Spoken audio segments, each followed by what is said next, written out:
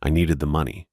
That's what I kept telling myself as I pulled into the employee parking lot at Sunset Cove Water Park. The Miami sun beat down on my car, which didn't have working AC, and I was already sweating through my t-shirt before I even turned off the engine.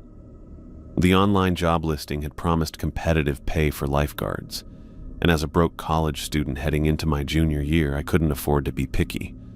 My swim team experience made me qualified, at least on paper. I grabbed my backpack, locked my car, and headed toward the staff entrance. The park wasn't open to the public yet. I checked my watch. 8:15 a.m., 15 minutes early for my 8:30 meeting with the manager. Good start, I thought.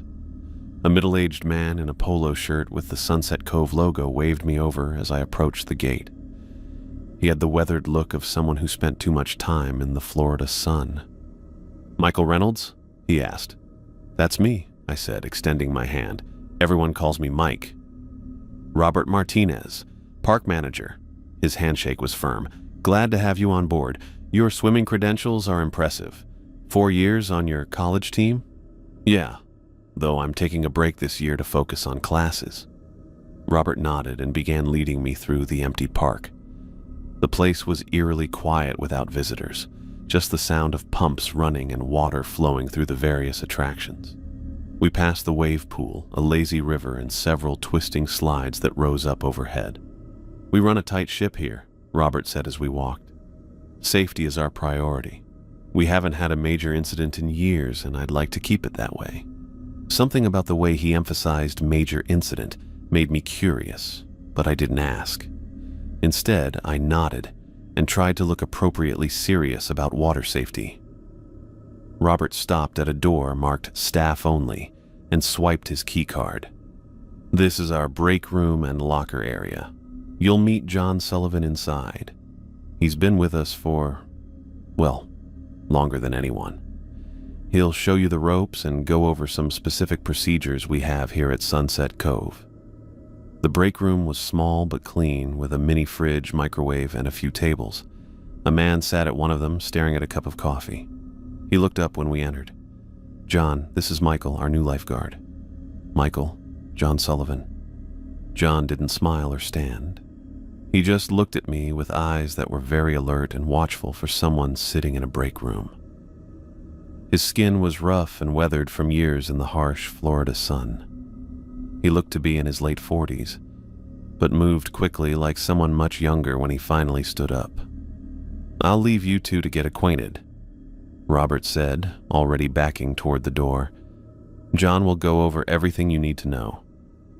He gave John a nod that seemed loaded with meaning before leaving. For a moment, John and I just stood there in awkward silence. I was about to make a joke about the weather when he spoke. "You swim competitively?" It wasn't a question. "Yeah, 4 years in college." "That's good. You'll need to be strong." He picked up a red folder from the table. "Your uniform and rotation schedule are in here. First shift starts at the wave pool, noon to 4, but before that..." John reached into his pocket and pulled out a folded piece of paper. He smoothed it on the table and pushed it toward me. "These are the rules. Learn them." I looked down at the handwritten list. 1. Stay in your chair during drownings until backup arrives. 2. If you see a woman behind the maintenance shed after hours, ignore her. 3. If a man waves to you from the deep end of the pool, wave back exactly once 4. Never open or use the blue locker in the staff locker room. 5.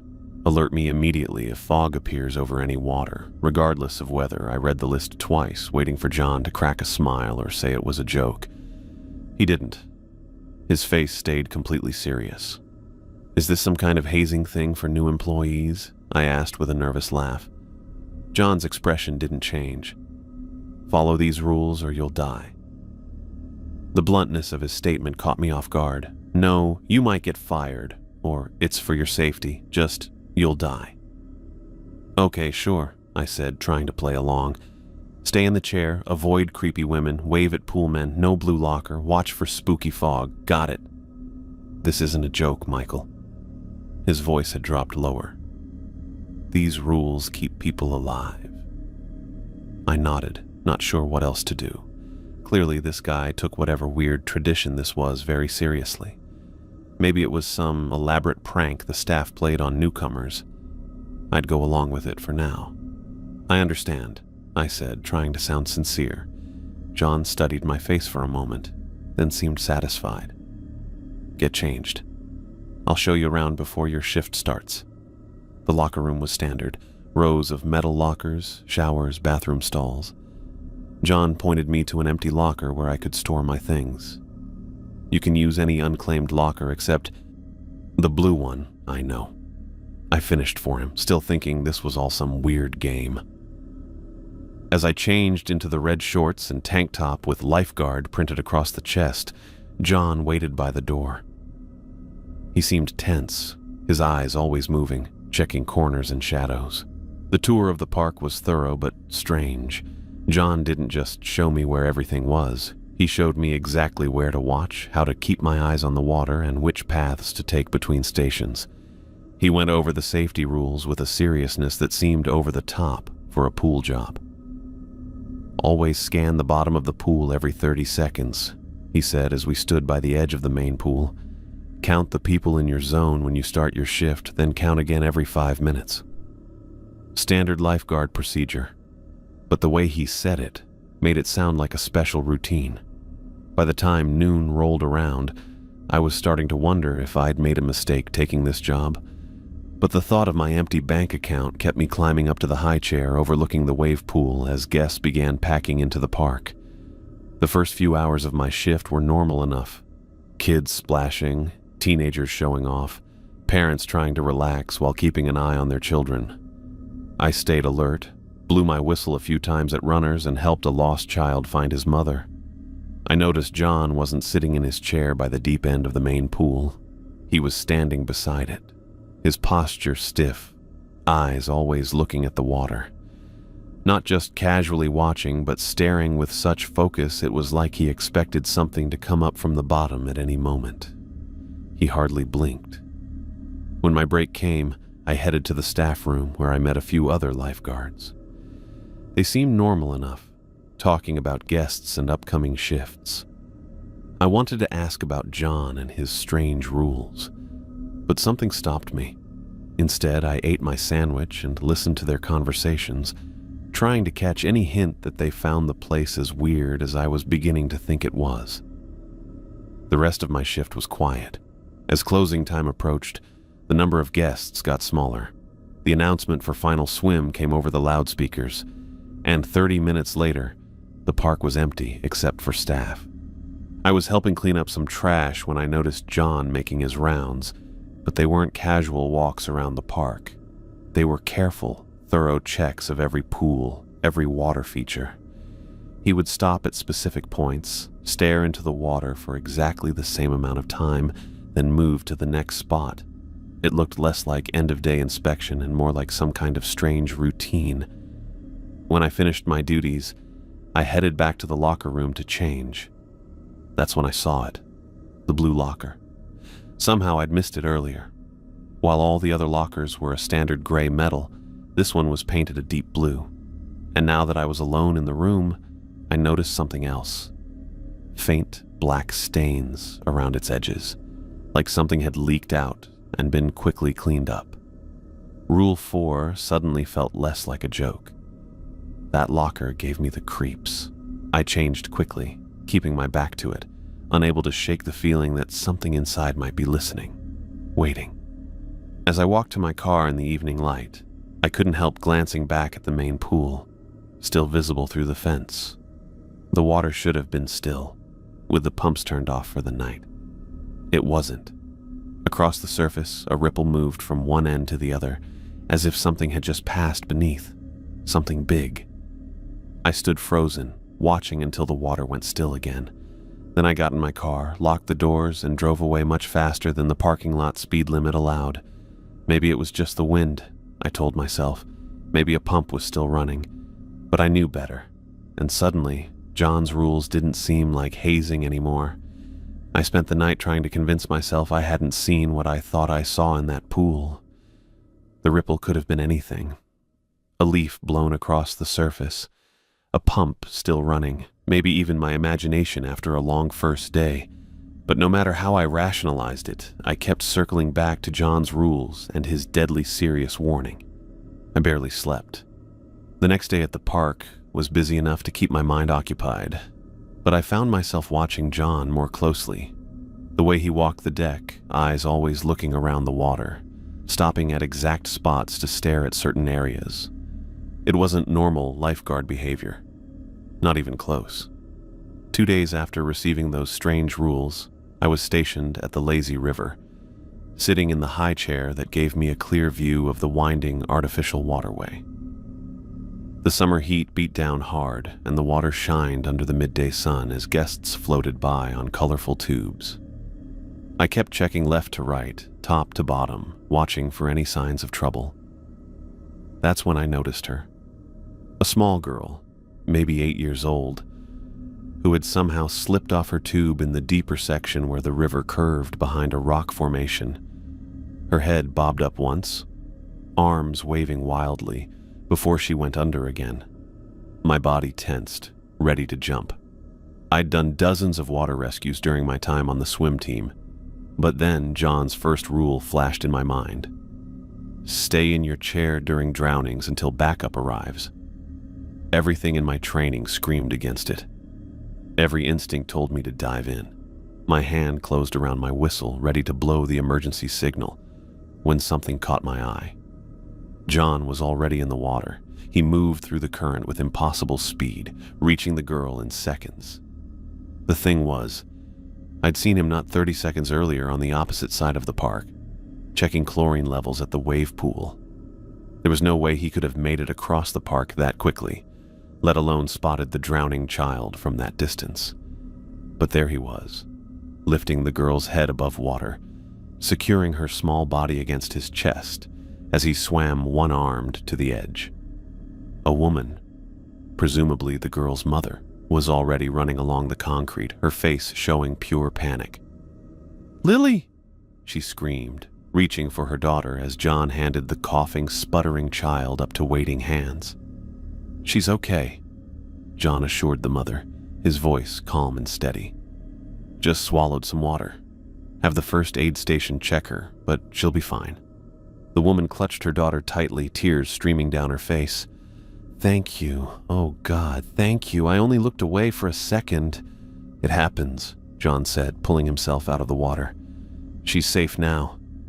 As the mother carried her daughter toward the first aid station, guests around the lazy river were already returning to their tubes and floats, the brief emergency already fading from their minds. I climbed down from my chair once my replacement arrived for my scheduled break.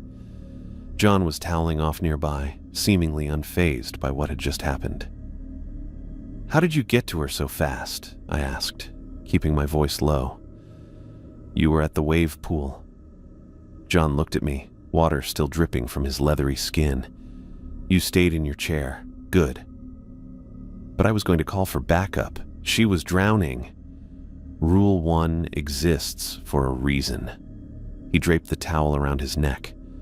"What would have happened if we both left our posts? Who would be watching the water?" It made sense from a safety protocol standpoint, but it didn't explain how he'd moved across the park so quickly or how he'd even seen the girl in trouble from that distance. "I was going to blow my whistle," I said. "Next time, do that first, but always stay in your chair until someone comes." He turned to walk away, then paused. "You're on closing shift tonight?" I nodded. "Remember the rules," he said, his voice dropping lower.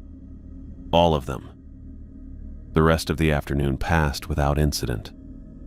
As evening approached, the crowds thinned, families packing up towels and sunscreen, heading for the exits. The park closed at 8 p.m., but employees stayed until 9 to clean and prepare for the next day. Darkness settled over Sunset Cove as I made my rounds, checking for lost items and making sure no guests had stayed behind. The underwater lights in the pools cast an eerie blue glow across the deck.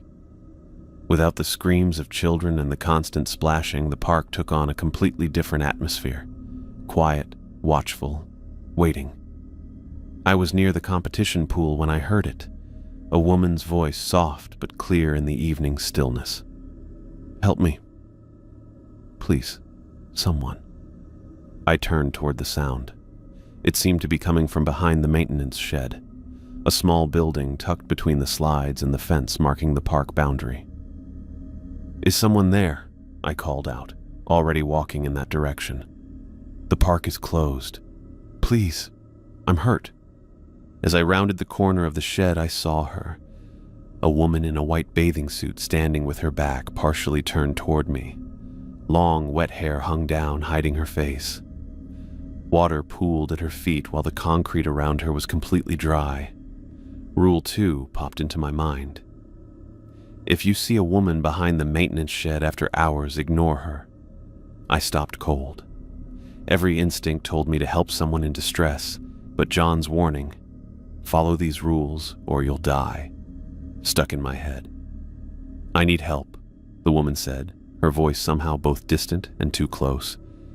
She began to turn toward me, wet hair still covering her face. "Please don't leave me alone." It took everything I had to turn my back on her. Every step away felt wrong on a fundamental level. "Why won't you help me?" Her voice changed, taking on a desperate edge. "I know you can hear me." I kept walking, my heart pounding in my chest. "Don't leave me here." The scream that followed didn't sound fully human. It was too raw, too hollow, like it was coming from somewhere deep underwater. I walked faster, fighting the urge to run, to look back. The woman's pleas turned to sobbing, then to something that sounded like rage. Just as I reached the main pool deck, the sound stopped abruptly. The silence that followed was almost worse. "You did well."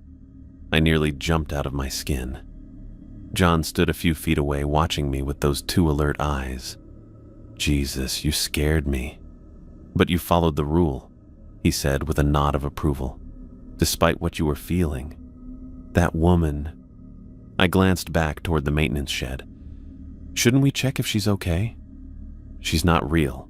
Not anymore." John's gaze followed mine, his expression grim. "Whatever she is, she's been here since before I started." A chill ran through me despite the warm night air. "What do you mean, not real?" "Some things look human but aren't. That's all you need to know for now." He shifted his focus back to me. "The rules keep you safe from things most people never have to see." I wanted to ask more questions, but something in John's face told me I wouldn't get straight answers. Instead, I helped finish the closing tasks, constantly looking over my shoulder, feeling like someone was watching me from every shadow. When I finally got home that night, I couldn't forget the image of the woman in white, or John's unclear explanation. I was at my laptop typing Sunset Cove Water Park history into the search bar. Most results were just ads and reviews, but on page 3 I found a link to an old newspaper archive. The article from 1978 described the park's construction. Local businessman William Sullivan breaks ground on new water attraction. There were concerns about building over the natural sinkhole that took 3 lives earlier this decade.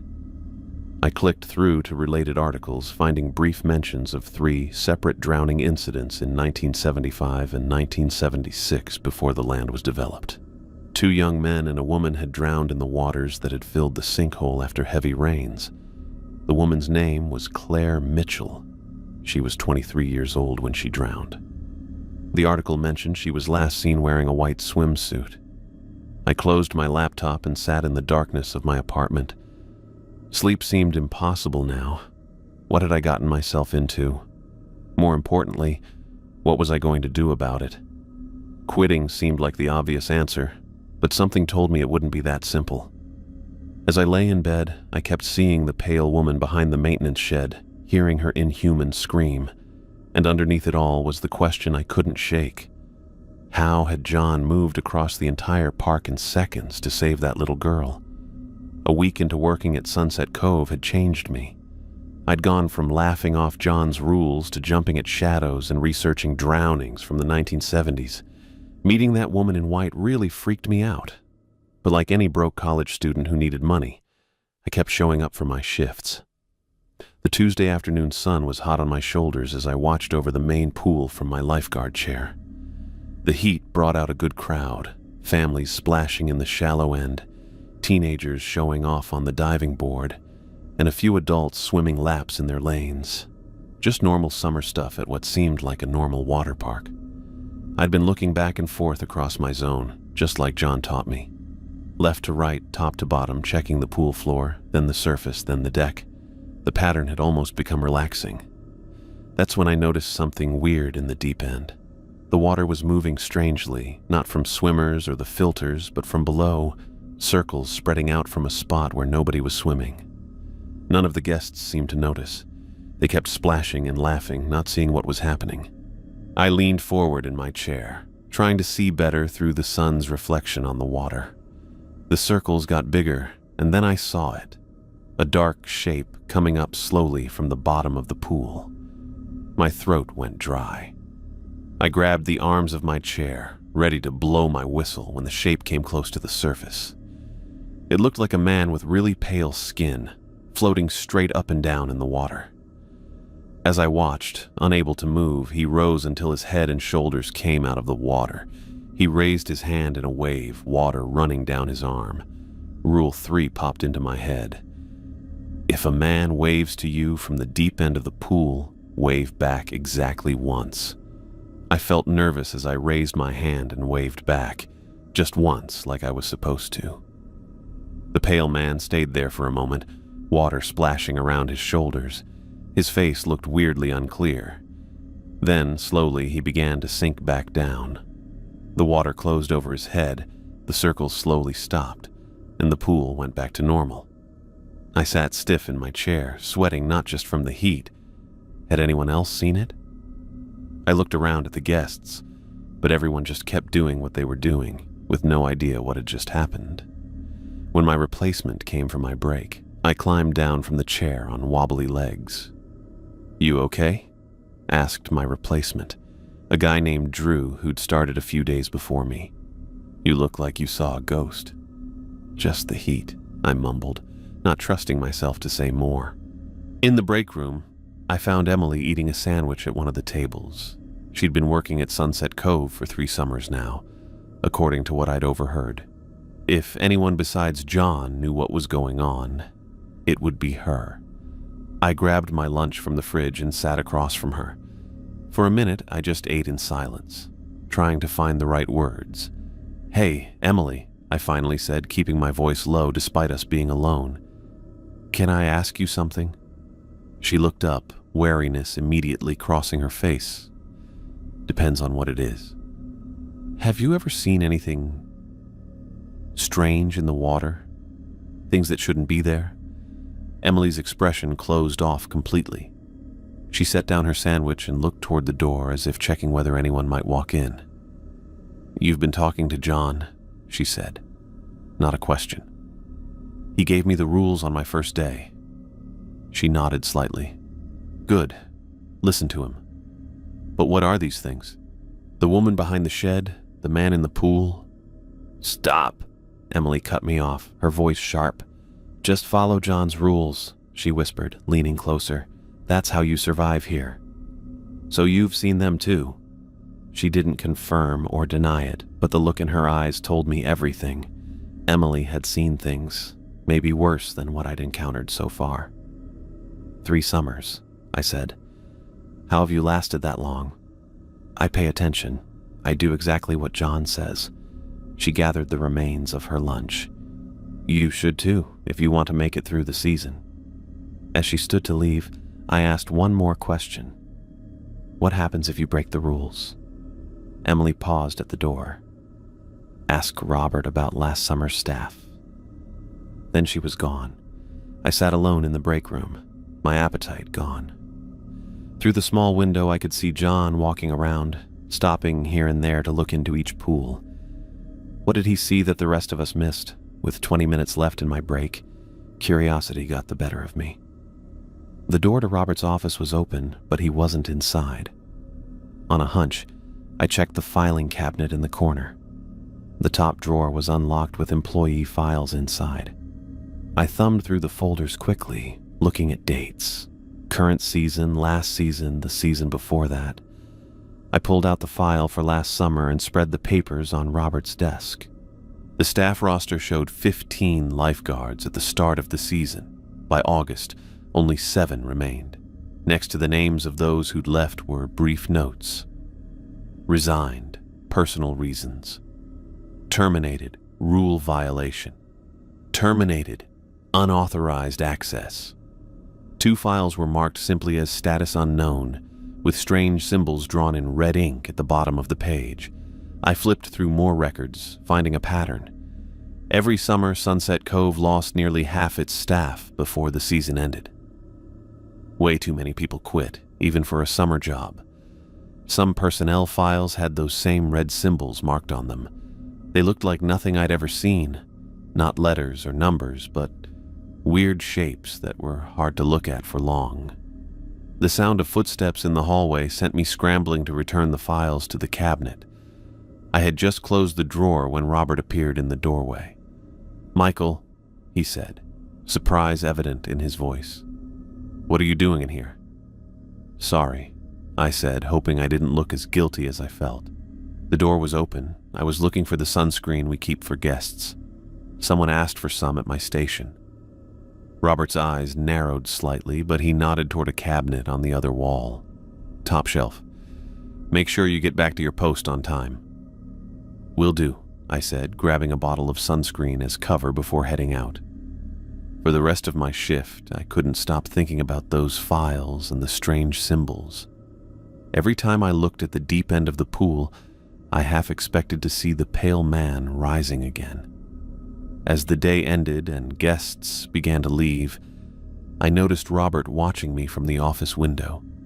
Several times throughout the afternoon, I caught him giving me concerned looks. It was making me nervous. During closing procedures, as I was cleaning up some trash near the snack bar, Robert approached me. "How are you settling in, Michael?" he asked, his tone casual, but his eyes watchful. "Fine," I said. "Everyone's been helpful." Robert nodded, looking out over the now empty pools. "John tells me you've been following the protocols well." I knew he wasn't talking about standard lifeguard procedures. "I'm trying to." "Good." He hesitated, then added, "We lost 3 lifeguards last summer. They either quit without notice or—" He trailed off. "Or what?" I prompted. Robert's expression tightened. "Or they disappeared. One day here, the next gone. No calls, no texts, personal items still in their lockers. What happened to them?" "They broke the rules," he said simply. Then, seeing my reaction, he added, "John knows what he's doing. Without him, we'd all be gone. This place, it needs someone like him." "What is this place?" I asked. "What's really going on here?" Robert checked his watch, clearly uncomfortable with the direction of our conversation. "Ask John if you want details. Just know that following his instructions isn't optional. It's survival." He left then, leaving me with more questions than answers. As I finished my closing duties, I looked around for John, but he seemed to have disappeared after his final rounds. The sun was setting as I walked to my car. I kept thinking about what Robert had said. People had disappeared here. Not just quit, but vanished. And everyone talked about it like it was normal, expected even. I was halfway home when I stopped at a red light near the beach access road. As I waited for the light to change, something on the street corner caught my eye. A figure in white. My blood went cold. It was her, the woman from behind the maintenance shed. She stood perfectly still amid the moving pedestrians, her long, wet hair partially obscuring her face. Even from this distance, I could see water pooling at her feet. I blinked, and she was gone. The car behind me honked as the light turned green. I drove on, gripping the steering wheel tightly. That night, lying in bed, I couldn't shake the feeling that I was being watched. The pale man in the pool, the woman in white now appearing outside the park. It was as if they were following me, learning about me. I thought about quitting. I should quit. Any sane person would walk away from whatever was happening at Sunset Cove. But as I stared at the ceiling, I realized I couldn't. Something about that place had its hooks in me now. Whether it was curiosity or something darker, I felt trapped, not just by my need for the paycheck, but by a growing obsession with understanding what lurked beneath the surface of those pools. I'd survived a week following John's rules, but how much longer could my luck hold out? And what would happen when the entities decided that simply watching me wasn't enough? 3 weeks into my job at Sunset Cove Water Park, I was getting used to the weird routine, watching the water, helping lost kids find their parents, and following John's mysterious rules that kept me alive. I'd seen the woman in white and the man who waved from the deep end. I'd done my research on the park's dark history, but nothing prepared me for what happened next. I pulled into the employee parking lot that morning and immediately noticed something wrong. 4 police cars were at the main entrance with their lights flashing. I felt nervous as I parked and rushed toward the staff entrance. Small groups of employees stood together talking quietly. Robert was by the gate talking to 2 officers, looking worried. Before I could get close enough to hear what they were saying, John showed up beside me. "What's going on?" I asked. John looked toward the officers, then back at me. "Drew didn't go home last night. His roommate called it in." Drew, the part-time lifeguard who'd started a few days before me. Nice kid, always joking around in the break room. I'd covered his station a few times when he needed a break. "Did you tell him about the rules?" John asked suddenly, his voice dropping low. I shook my head. "No, I didn't think..." John's face darkened. "He went into the blue locker. Nothing left of him now." I felt cold even though it was hot that morning. "How do you know?" "The locker was open this morning, and there's always residue." He didn't explain further, and I wasn't sure I wanted him to. Robert finished with the police and called us together. He explained that Drew hadn't returned home after his closing shift and that officers would be checking the premises. We would open as scheduled, but some areas might be temporarily closed for the investigation. As everyone headed to their stations, John grabbed my arm. "Be extra careful today," he warned. "When something like this happens, the others get excited." "The others?" I asked. "The woman in white? The man in the pool?" John nodded once. "And worse things. They smell death." He left before I could ask anything else, leaving me with the awful picture of Drew opening that blue locker after everyone had gone home. What had happened to him? What was inside that thing? The morning went by in a rush of whistles and putting sunscreen on kids. I was working at the wave pool, watching families splash and scream as the fake waves came in every 15 minutes. But I couldn't stop thinking about Drew and what John had said. After lunch, I switched to the kiddie pool, a shallow, colorful area with tiny slides and water sprays. It was usually an easy spot. Parents stayed close to their toddlers, and the water barely reached the kids' knees. I sat in the chair, looking over the water like John had taught me. That's when I saw it. Small strips of mist showing up just above the water. Not steam, the water wasn't heated, but thin curls of fog coming from the shallow pool. I blinked hard, thinking my eyes were playing tricks, but the mist was definitely there, getting thicker each second. Rule 5 hit me. Alert John immediately if fog appears over any water. I grabbed the radio clipped to my shorts. "John, it's Michael. There's fog over the kiddie pool." The radio buzzed for a second before John's voice came through, tense and quick.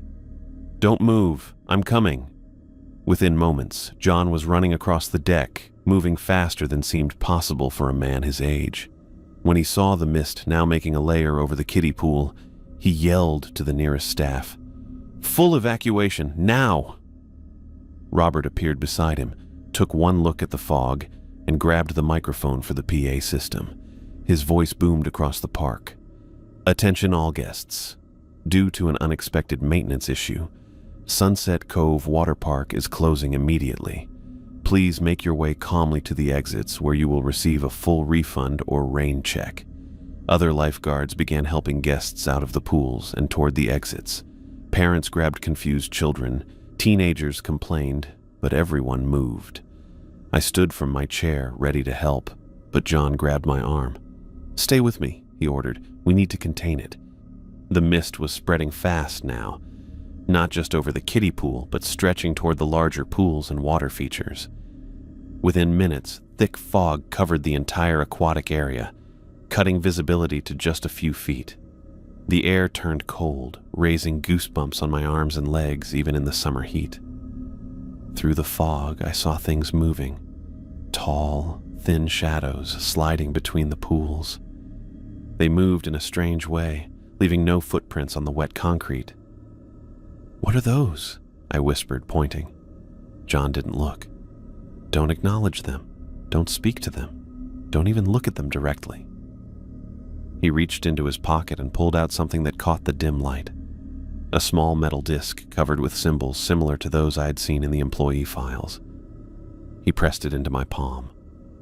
"Hold this until the fog clears," he said. "Don't let go of it, no matter what you see or hear." The amulet was warm on my skin, and it seemed to buzz with energy. John pulled out another one for himself, then started walking a specific pattern around the pool deck, stopping at certain spots to say words I couldn't understand. I stayed close behind, holding the amulet tightly. The shapes in the fog grew more numerous and bolder. They moved around us, just out of clear sight, looking strange and wrong, like their arms were too long and they bent in ways they shouldn't. Strange sounds filled the air, not quite words, but sounds that almost made sense, like a language I'd forgotten. One shape came closer than the others, its top part tilting like it was looking at us. John stepped between it and me, holding up his amulet. The shape moved back, sliding into the thickest part of the fog. We kept walking this weird route for what felt like hours, John following his path while I stayed behind him, holding the amulet. Slowly, the fog started to clear. The shapes backed away, the strange sounds stopped, and it got warmer. By late afternoon, the fog was completely gone, leaving the pools as calm as ever. John took back the amulet, looking extremely tired. "It's over, for now." "What was that?" I asked. "What were those things in the fog?"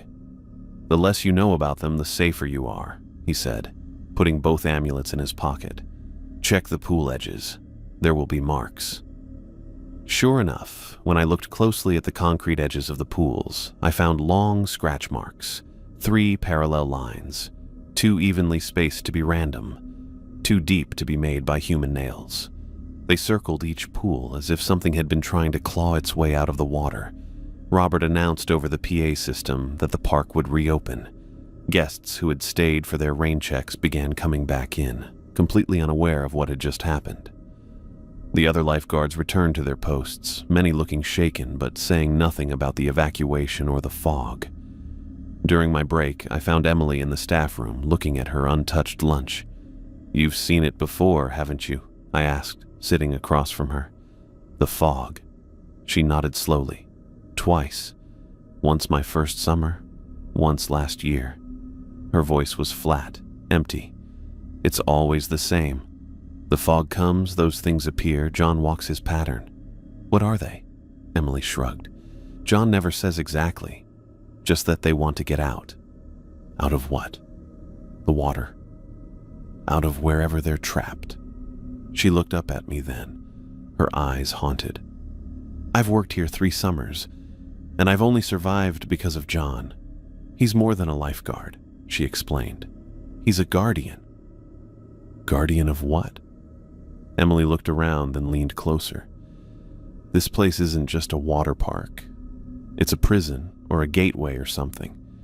John keeps whatever's on the other side from getting through." After my shift ended, I didn't go straight home. Instead, I drove to the county library, wanting to find out more about Sunset Cove and John's family.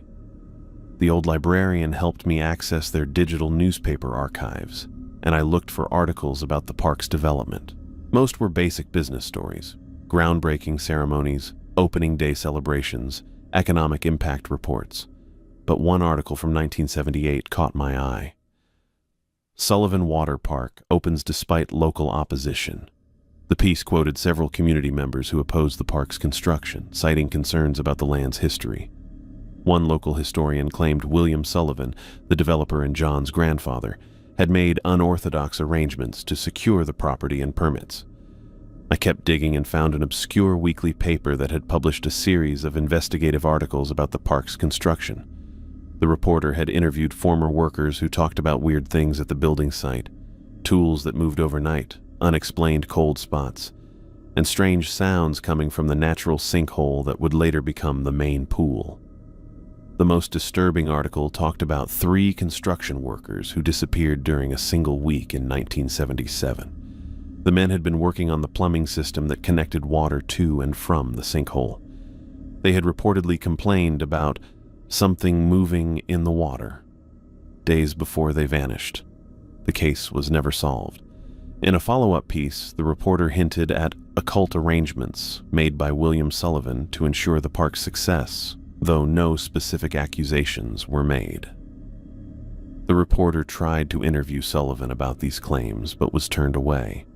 Shortly after, the series of articles stopped abruptly, with no explanation.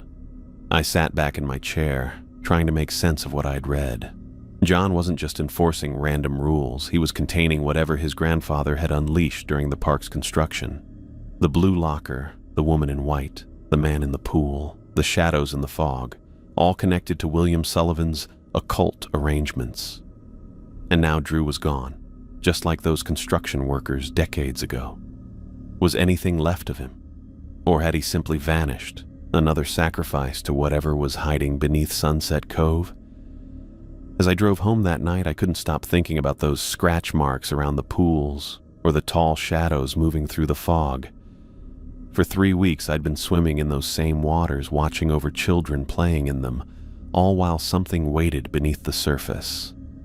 I thought about quitting, just walking away from Sunset Cove and never coming back. But somehow I knew it wasn't that simple. As Emily had said, John was a guardian, and now I understood what he was protecting us from. The question was, could he contain it forever? And what would happen to all of us if he failed? I cursed under my breath as I drove back toward Sunset Cove Water Park. After a month of working there, surviving supernatural encounters, and learning the weird rules that kept me alive, I'd gone and made a rookie mistake, leaving my wallet in the break room.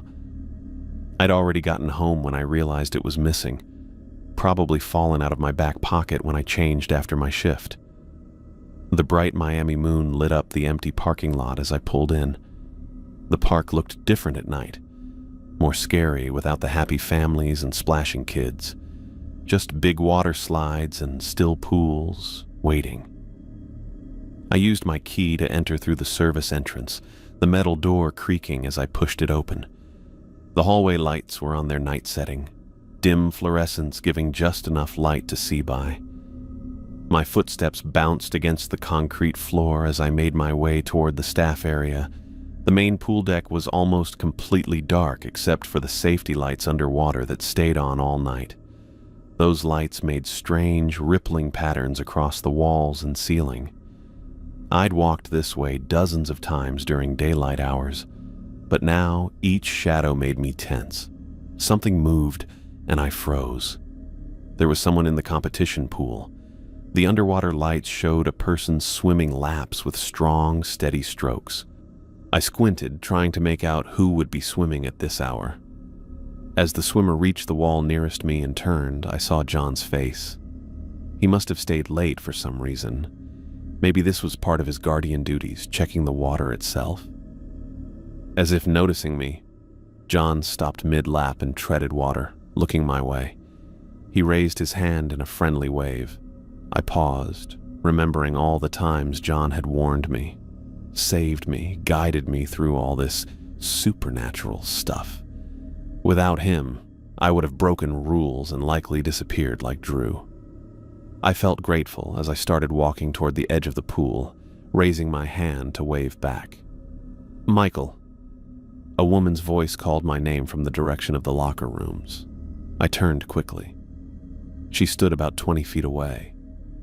The woman in white I'd seen behind the maintenance shed and later on the street corner. Except something was different. Her wet hair was pulled back from her face now, showing features that looked more human than I remembered. Her expression seemed concerned, even protective. "Michael, don't go to him," she pleaded, her voice gentle and urgent. "That's not John."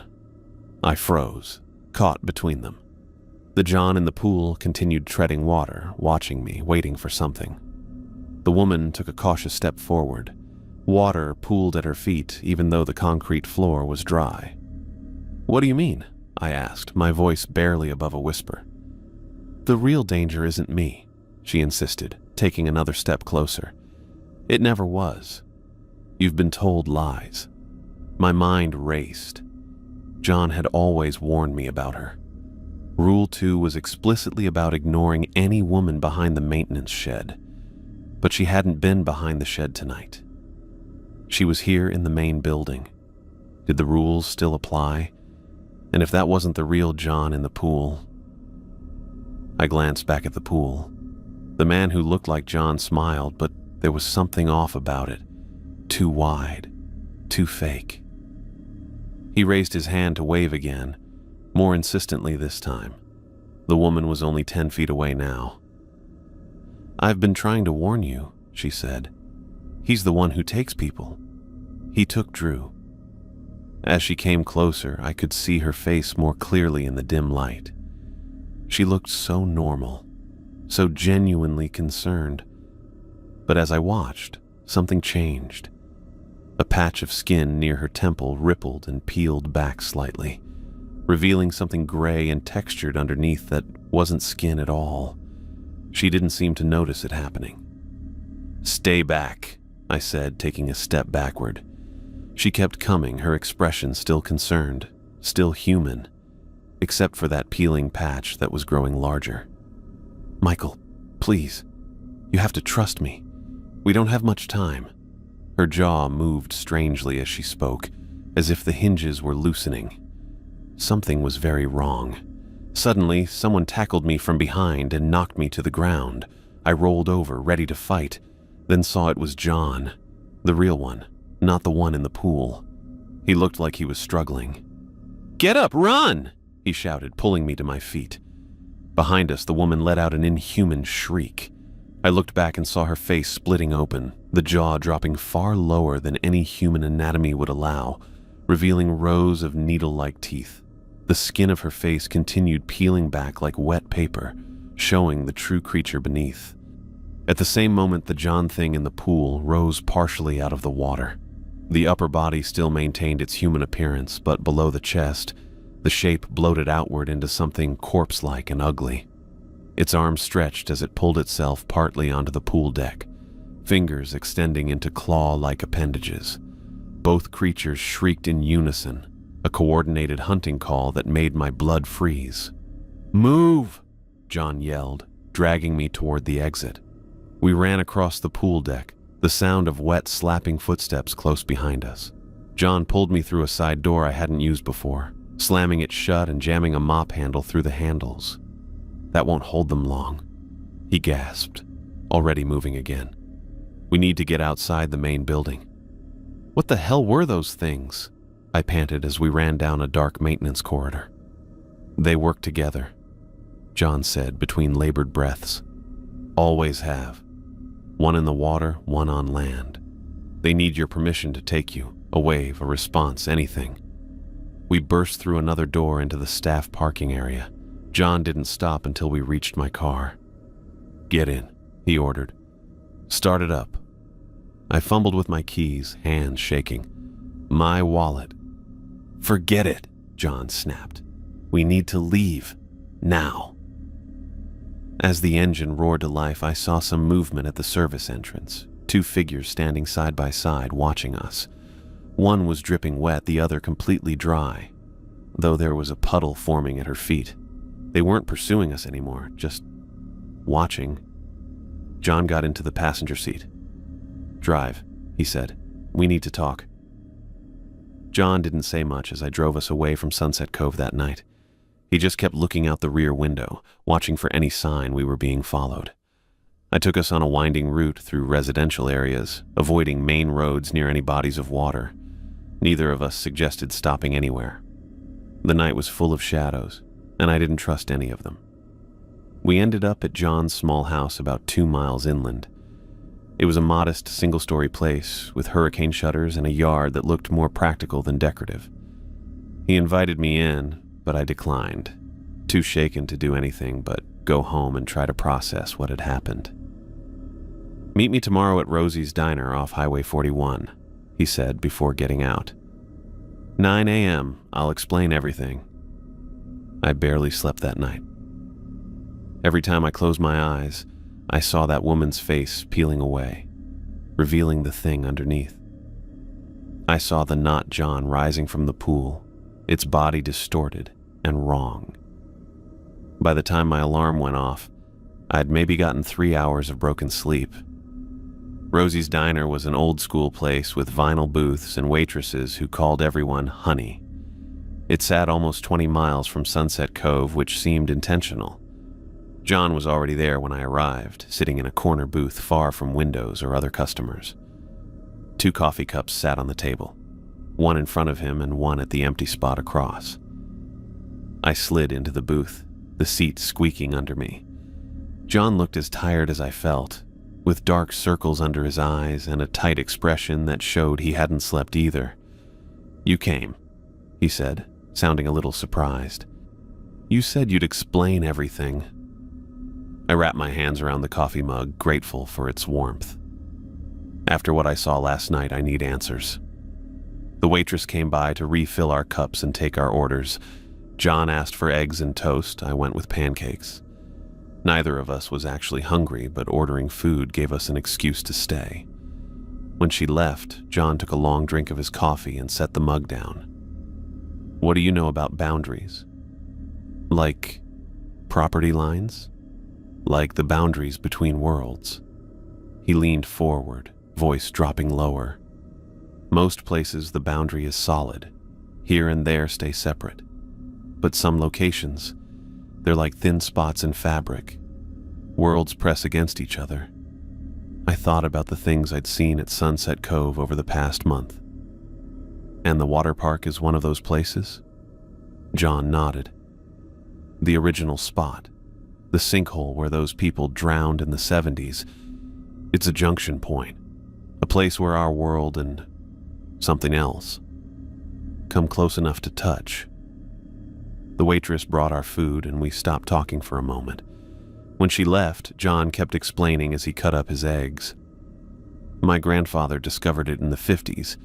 He was a developer looking for cheap land, but he was also interested in other things. Occult things. He recognized what that sinkhole was.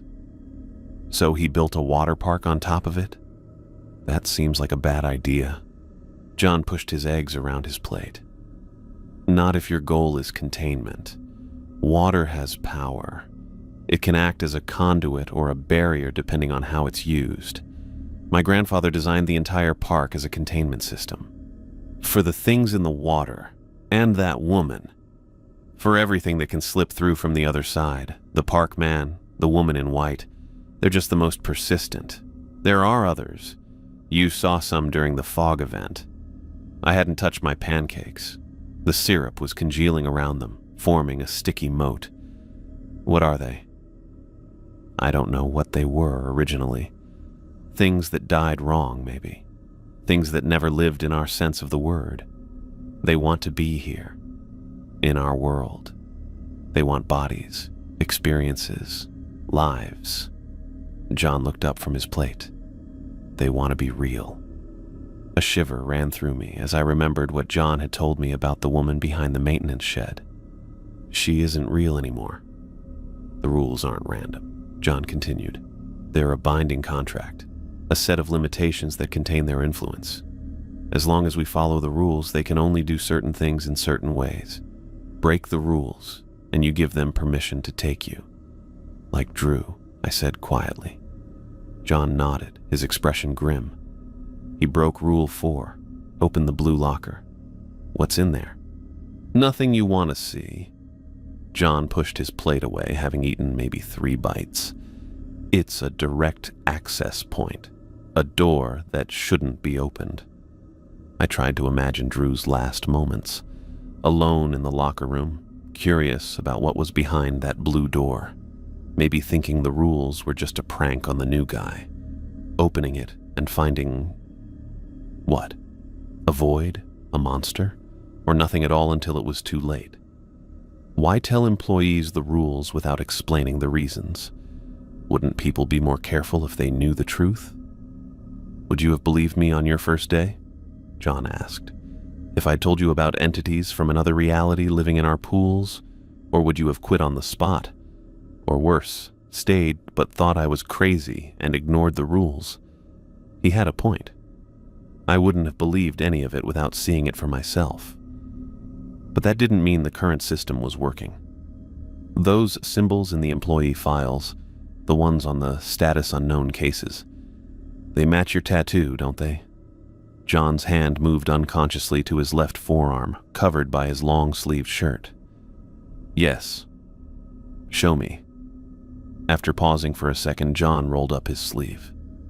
On his inner forearm was a tattoo of connected symbols, circles joined by lines, strange angular shapes, and characters that didn't belong to any alphabet I knew. The design was exactly the same as the red marks I'd seen in those employee files. My grandfather designed it based on what he learned about the entities. It's a protection of sorts and a binding. The Sullivan family mark. John rolled his sleeve back down. My father wore it. Now I do. Your father was the guardian before you? He took over when my grandfather got too old. I've been doing it since he died 15 years ago. The pieces started clicking together. So it's a family business, containing whatever's on the other side of that boundary. John nodded. 3 generations so far. Why not just close the park? Drain the pools, tear it all down? Because the containment system is the park. The layout of the pools, the circulation system, even the height of the slides. It's all part of the design. Destroy that, and there's nothing holding them back. John's eyes met mine, deadly serious. If the park closes, they're free to go wherever they want. The reality of what he was saying sank in. Sunset Cove wasn't just a water park with a supernatural problem. It was a supernatural prison, disguised as a water park. And John wasn't just a watchful lifeguard. He was the warden. That's why we reopened right after Drew disappeared, I realized. Why the park never stays closed for long after incidents. The system has to keep running. Exactly. My grandfather built it to last, but it needs maintenance. It needs guardians. John took a sip of his coffee, now cold. Which brings me to why I asked you here. You want me to quit, I guessed. Actually, I want you to stay. I stared at him in surprise. You've survived a month. You've seen what's really happening and you haven't run away screaming. You follow the rules. John leaned forward. I need someone I can trust, someone who understands the real job. To be what? Your apprentice guardian?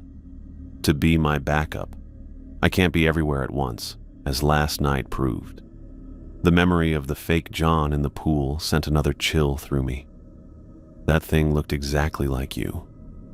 They can imitate what they see. It's how they hunt. The waitress came by again, eyeing our barely touched food with concern. She offered refills on coffee, which we both accepted more out of social obligation than desire. When she left, John continued. I can arrange for a pay increase. Hazard pay, essentially. Robert knows enough to approve it without asking questions. I sat back in the booth, trying to process everything. John was offering me money to keep working at a supernatural danger zone, helping him maintain some occult containment system his grandfather had built. The practical part of me noted that extra money would help with tuition. The survival part of me screamed that I'd be insane to go back there. What if I say no? I asked. Then you walk away. Find another summer job. Try to forget what you've seen. John's expression softened slightly. I wouldn't blame you. It's not a burden anyone should have to take on. I thought about all the people who visited Sunset Cove every day. Families with children, teenagers on dates, seniors doing water aerobics. None of them knew what was hiding beneath the surface, what swam in the water with them. They were protected by John's watchfulness and a set of rules most of them would never know existed. I also thought about the missing lifeguards from previous summers, about Drew, about how easily I could have been one of them if I hadn't followed the rules. I'm sorry, I said finally. I can't do it. John nodded, not looking surprised. I understand. I need normal right now. Classes start back in a few weeks, and You don't have to explain, he cut in. Most people make the same choice. We sat in silence for a minute. Outside the diner, cars passed on the highway, people going about their ordinary lives, unaware of the things I now knew existed. What do I need to do? I asked. To leave safely, I mean. Return your uniform. I'll handle the paperwork with Robert. John reached into his pocket and pulled out a small card with a phone number handwritten on it. If you ever see anything, the woman in white, the pool man, any sign of them outside the park, call me immediately. I took the card and put it in my wallet, trying not to think about how I'd left my actual wallet at the park last night, the very thing that had nearly gotten me killed. There's one more thing, John added, his voice grave. Never go back to any body of water associated with the park. Not the pools, not the beach access points nearby, not even the drainage canals that connect to our system. You think they'd find me? I know they would. They've seen you now. They'll remember. His eyes held mine, making sure I understood. They don't give up once they've chosen a target. An hour later, I was back at Sunset Cove, but I didn't go inside. John had texted Robert, who brought my things out to the parking lot. My wallet, a few personal items from my locker, and my final paycheck. Sorry to see you go, Robert said, not quite meeting my eyes. He knew why I was leaving, even if we didn't speak of it directly. You were a good lifeguard. Thanks for the opportunity, I replied, the formality of the exchange almost comical given what we both knew. I handed over my lifeguard whistle. Just a simple object that represented a summer job that had turned into a nightmare. As I drove away from Sunset Cove Water Park for the final time, I kept checking my rearview mirror, half expecting to see the woman in white standing in the road behind me or the weird figure of the pool man coming up from a drainage ditch. But the road stayed empty, the day bright and normal. That night I started writing everything down, all I'd seen, all I'd learned, the rules that had kept me alive. Maybe it was therapy, a way to process the insanity of the past month. Maybe it was a warning, though I wasn't sure who I was warning or how they'd ever find my account. Somewhere out there, the job posting that had drawn me to Sunset Cove would soon appear again. Lifeguards wanted, competitive pay, no experience necessary. Another college student would need summer money. Another person would enter the cycle John's family had kept going for generations. I closed my laptop and tried not to think about the thin places between worlds, or what might be looking through from the other side.